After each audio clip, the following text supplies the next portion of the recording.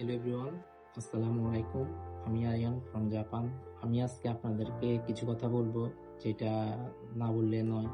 মানে আমি যদি বলি হয়তো কিছুটা আমার ভিতর থেকে হালকা হবে, তাই আমি আপনাদেরকে বলতে চাচ্ছি আর কি। আমাকে সবসময় আমার একটা ফ্রেন্ড বলতো যে তুই যে মানুষকে সবসময় গুরুত্ব দিবি, সেই মানুষ তোর গুরুত্ব বুঝবে না, তোকে অবহেলা করবে। যেটার প্রমাণ আমি পেয়ে যাচ্ছি। একটা মানুষ আছে যে মানুষটার জন্য আমি অনেক কিছু করতাম, নিজের জন্য চিন্তা না করে ওর জন্য চিন্তা করতাম, কিন্তু দিন শেষে দেখা গেল কি সে মানুষটাই আমার সাথে মানে অন্যরকম তার আসল রূপটা দেখিয়ে দিল।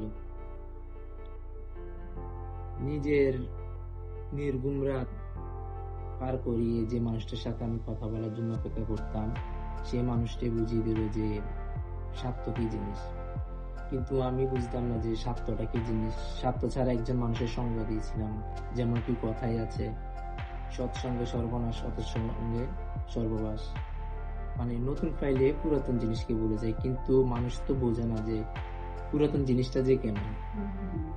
নতুন জিনিসের মধ্যে আর পুরাতন জিনিসের মধ্যে অনেকটা ডিফারেন্ট আছে। নতুন জিনিসটা যেরকম চকচক করে, কিন্তু চকচক করলে খাঁটি সোনা হওয়া যায় না।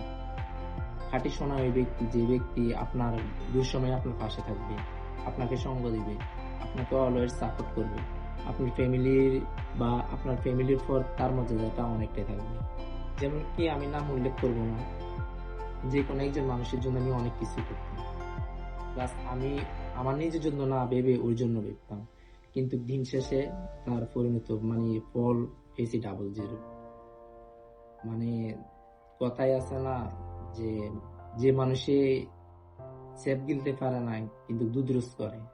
আমরা খাবার খাই ঠিকই, কিন্তু খাবার খাওয়ার সময় হালাল হারাম বাঁচি, কিন্তু আমরা যখন নেশা করি, স্মোক করি, তখন আমরা বাঁচি না যে এই জিনিসটাকে আদৌ কি হালাল নাকি হারাম। তাহলে এই মানুষটার মধ্যে আর কিসের আমার মধ্যে আর ওই মানুষটার মধ্যে অনেকটা ডিফারেন্ট। কি বলবো, যেটা বোঝানো যাচ্ছে না। অনেকটা কষ্টের কারণে আজকে এই কথাগুলো বলতে এসেছি। আর কষ্ট ছাড়া কি এইসব কথা বলে না।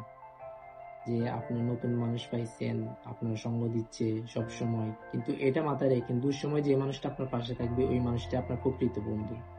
কিন্তু বন্ধুত্বের মর্যাদাটা আমার কাছে এমন যে যে আমার ফ্যামিলির পর আমার একমাত্র প্রায়োরিটি বা আমার একমাত্র মানে আশ্বাস যে আমার বন্ধু আমার পাশে থাকবে। কিন্তু যে সময়ে বন্ধুরা হারিয়ে যায় সে সময় আর নিজেকে বোঝানো যায় না। কিন্তু আমি এই কথাগুলো এমনিতে বলতেছি, কি আবার সিরিয়াসলি নেবেন না। কাউকে আমি মিন করে বলতেছি না যে আমি কাউকে মিন করে বলতেছি, কিন্তু আমার বন্ধুর কথাটা মনে হয় এই জন্য আমি আজকে বলতে বাধ্য হলাম আর কি। যে আমার বন্ধু আমাকে বলছিল যে যে মানুষের জন্য তুই সবসময় সবকিছু করবি, প্লাস সারাক্ষণ ভাববি, দিনের মধ্যে অনেকবার কল দিই বা একই আমার প্রতি বিরক্ত হয় বা এরকম কোনো কিছু, বা আপনি যদি কোনো মানুষকে যদি প্রায়োরিটি দিয়ে থাকেন, দেখবেন ওই মানুষ আপনাকে 5 টাকা দামও দিবে না। সো 6 মাস পর 9 মাস পর একদিন কথা বলবেন, দেখবেন আপনার গুরুত্বটা অনেকটা থাকবে। নিজেকে বারবার সস্তা বানানোর চেয়েও নিজেকে আস্তে ধীরে দূরে সরিয়ে নেওয়াটা অনেকটাই বেস্ট। তো আজকে এতটুকুই, আর কিছু বলবো না। আর আমার কথা যদি কেউ যদি মনোকষ্ট নিয়ে থাকেন, আমার কিছু করার নেই, কারণ আমি এখানে কারো নাম উল্লেখ করিনি। আমি আমার নিজের জীবনের থেকে নিজের জীবন থেকে গড়ে নেওয়ার কথাগুলো বললাম।